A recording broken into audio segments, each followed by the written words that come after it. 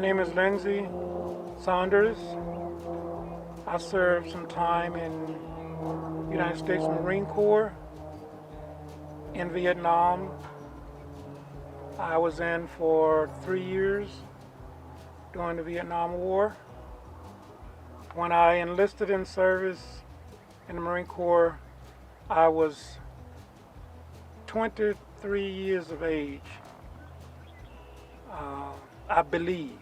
I got a letter through the draft board or through the Army, and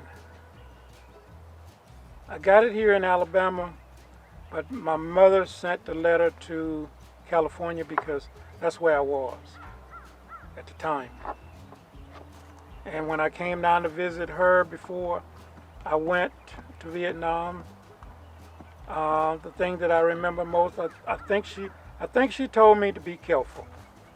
That's what she always said to the kids. I entered basic training, I believe it was around 1966. Basic training was, to simplify it, it was hell. It was tough. My brother next to me was in the Army. I think he was in when I was in. And then I had another brother that was in. He was in the Navy.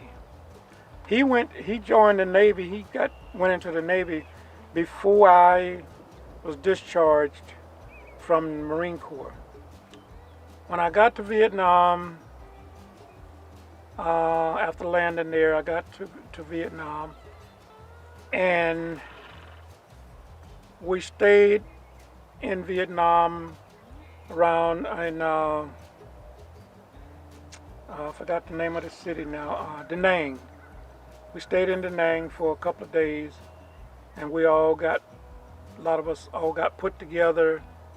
A group of us got put together, and we was told we was going out into the jungle area of Vietnam. And when we got out in that area, they took us on top of a big hill, and that's where we sort of bivouacked or bunked out for a couple of more days, and then we started going out on missions such as going out to set up ambushes, going out on patrol, and things like that. I think I started to really think about it when we went out on patrol one day and we got shot at, and I think we lost two or three people. And that's when it really hit me that I was over there fighting in a combat zone. That's when it came to me. It's kill or be killed. Well, actually, I didn't see them get killed. I know they was with my platoon and my company, and we was told about it later that afternoon when helicopters came in and picked them up. All of them wasn't killed, but a number of them was hit with bullets, so they took those two back to the hospital in Da Nang. And the rest of us that was not injured or anything like that, we went back to where we was bivouacked at, where we was up on top of the hill. There was a lot of blacks in the Army, lots of them. And when the helicopters came in, we got in some trouble several times, and we had to call for backup. When those helicopters came in and brought troops to help us out, most of those troops were black. The helicopter pilot and the co-pilot was black, and most of the troops was black. And I later learned that a lot of people over there were black, and I learned that through watching the news, because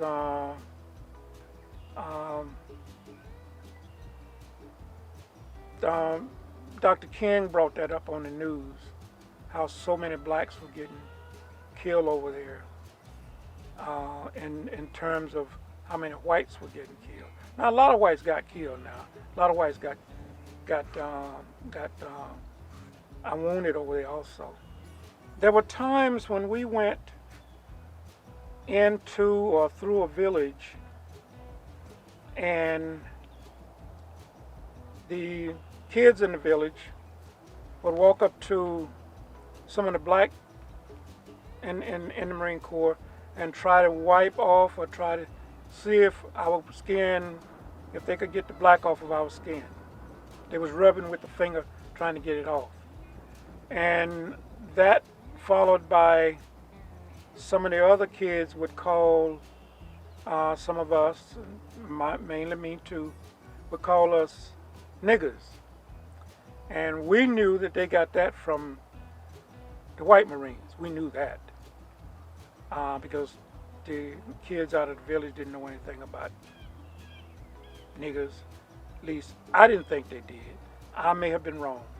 The feelings and the relationship between the black Marines and the white Marines over in Vietnam, it was casual. The white guys mostly stuck to themselves. The same with the blacks, we mostly stuck to ourselves. There was a few white Marines, mostly Southerners, that we would be with, but those Marines were mostly Southern Marines. We got along quite well with most of the Southern Marines. Prior to me getting wounded, my company or my platoon, we went out on patrol one day, and when we got out on patrol, I'm not sure if we was ambushed, but I know we got shot at quite a few times, quite a bit, and that's when I got shot. And I left the company and went out to the hospital ship. And I stayed out there, came back to Da Nang, and I stayed there for some time. And then eventually I went back to my company, my patrol, my platoon. And we went out some more after that, but I didn't go out that much. I was told I had to stay on the hill. So that's what I did, and we went out some more. We went out to various hills, various places. We went to Chu Lai, we went to Duc Phu, we went around Da Nang. We went to a number of places on patrol. And I didn't go out too much after that, because that's when they held me back, sent me back to Da Nang, and I guess they did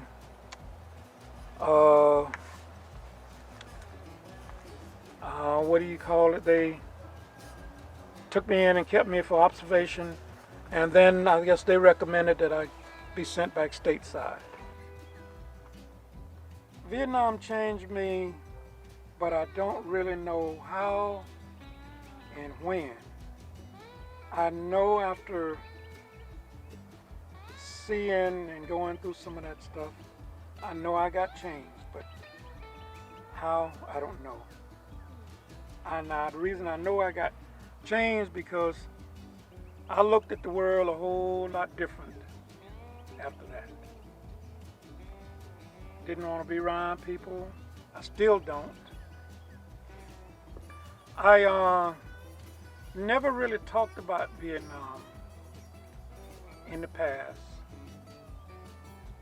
But at times I used to go to Mobile where we would have open round table discussion with other vets. And sometimes the things that, the conversation that we would get into, it kind of bothered me, and I sort of stopped going over there. I'm sure if I could have got with some guys that said different things, I might have been all right. But I think it was best for me to let them talk and me to stay away, and so that's what I did basically. Talking about some of the things that we were going through, maybe at that time and that year and that date. I think talking about some things that we was going through and how to handle it, it probably would have helped me more or better. But we didn't talk about that. We I won't say we, but they got into talking about stuff that they did in Vietnam that they was ashamed of, and stuff that they wouldn't do anymore. And maybe that would have been something that I should have talked about, but I didn't want to. Talking about it today for me is like it happened to me yesterday. Combat, you can never ever forget.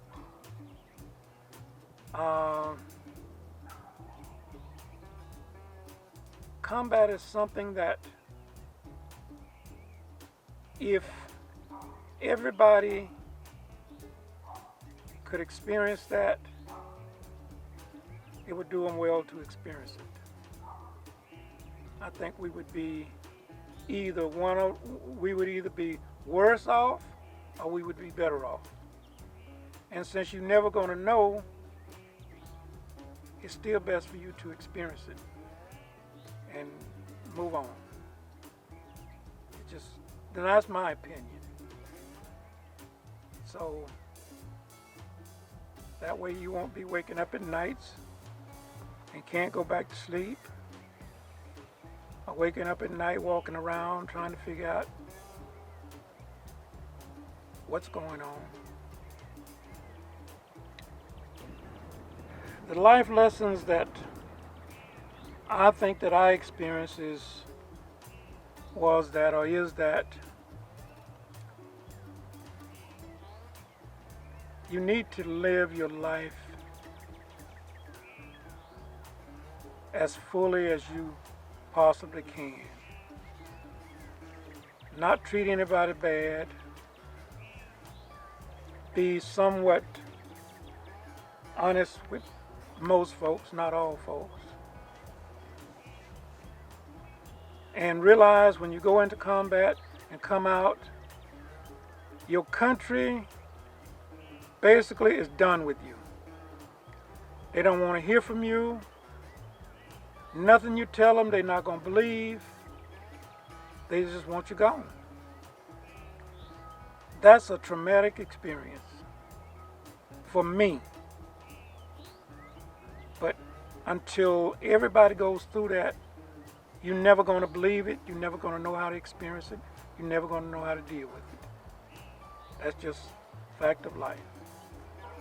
Life has been pretty decent. But I think one of the things that I experienced more than anything else is the racism. Pure, raw racism that surfaced, or that's out there and that's here. You're all right as long as you're fighting a battle for each other, but don't never go expecting anything, even if you have to earn it. If you're black or if you're a person of color, it's not going to work for you. The first thing the folks going to tell you that's in power, you don't need it, you can't have it, the procedures don't allow us to do that. That's what they tell you. But you just have to keep trying, and hopefully along the way, things will get a little better. But I can truly say today, this is the worst time in my life that I have ever experienced what I'm experiencing now. and it's not good. I'm not sure. I just said that my guess was that you are of a different color, a different ethnic. You look different, you talk different, and if you don't look like that other person that's in control or in power, you're going to always be put on the back burner. They don't have nothing for you. They don't want you to have nothing. And the more they can keep from you, the more that they can have for themselves.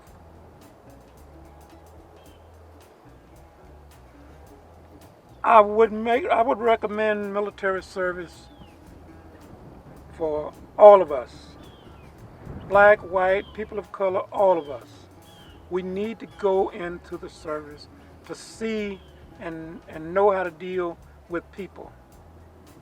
Because you're never going to know if you just go to college or you just finish high school. You're never going to know. That's a hidden secret for some reason they don't want you to know. And I think a lot of people of color, had they gone into the military, the prisons, in my opinion, would not be as full of people of color today if that had happened. Because I think when you go and see how people deal with people, you come away dealing with them somewhat different.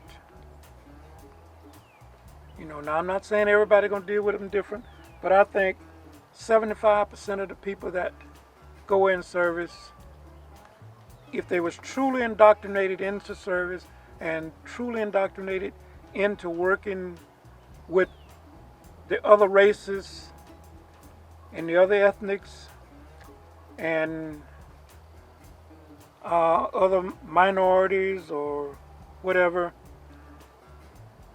I think all of us, black and white, would have learned a lot of stuff that we don't necessarily learn. When you go into the prison, the first thing you're indoctrinated in is gangs. Sometime before you get to prison, sometime after you get in prison. And that experience is going to take you through prison and going to bring you back out into the streets. And sooner or later, you're going to end up going back to prison. That's just the way it is. When I got out of the service, I went to the postal service working. And I was bored. I was bored still every day and all day. So I signed up to, they had some openings as a correctional officer, so I signed up for that.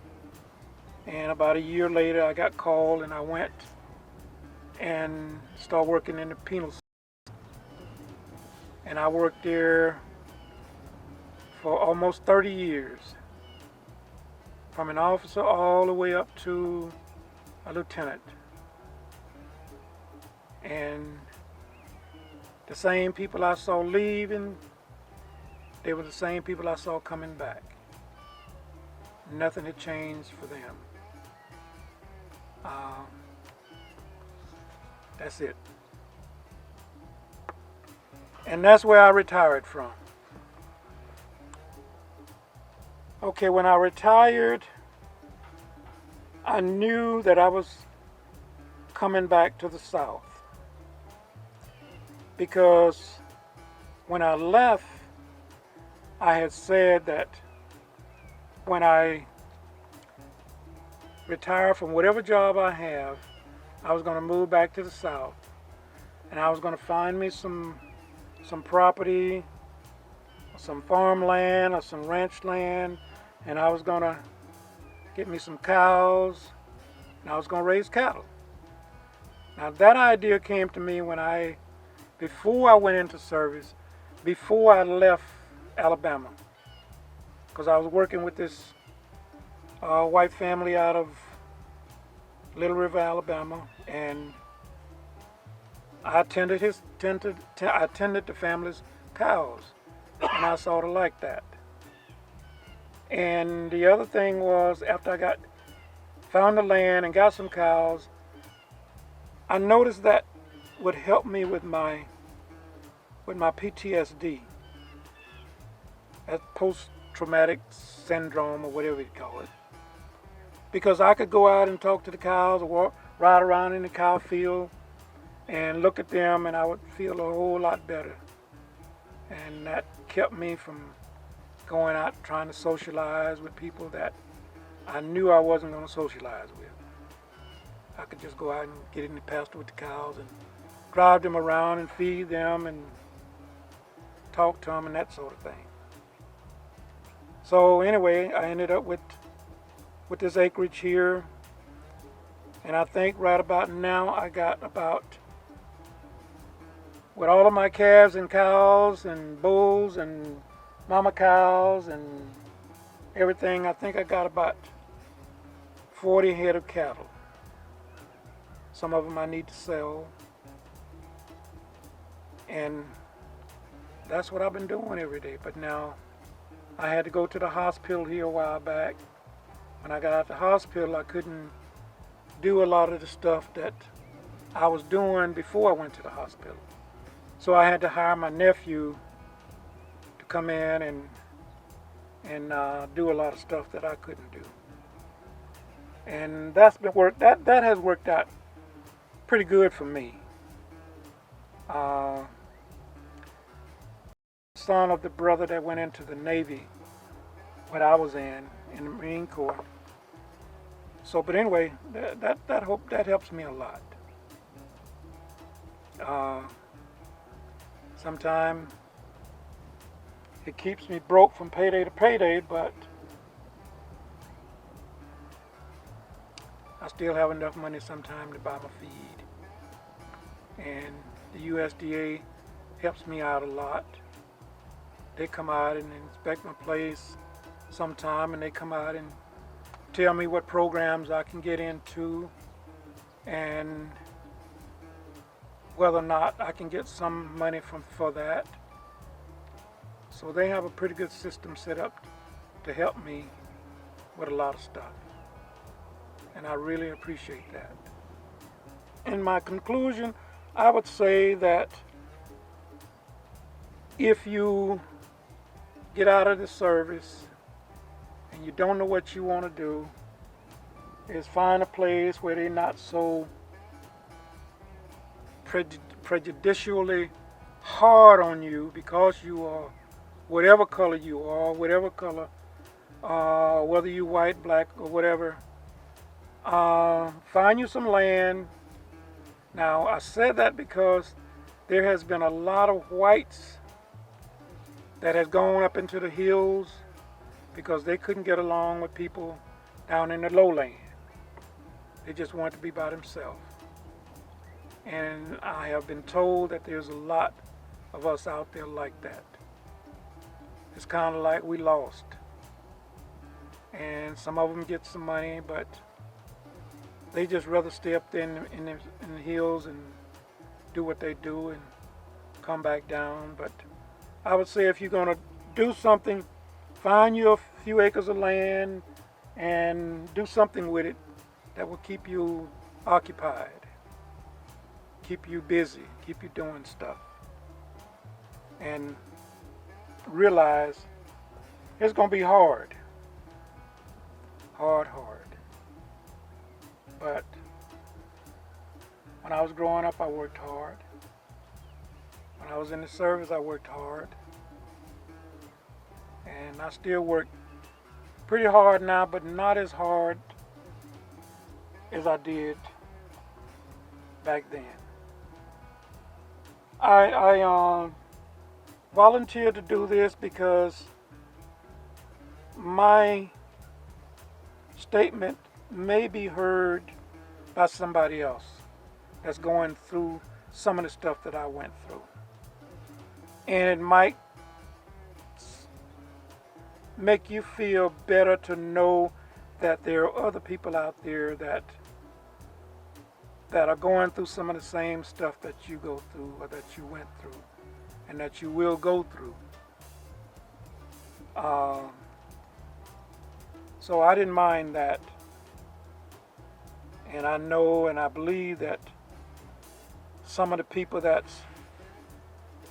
you will show this video to will be hopefully people of color. Don't have nothing against people that are not of color, but I don't feel that they feel the same way that I do. So I have to treat it that way. But all is well, all is good. And that's it.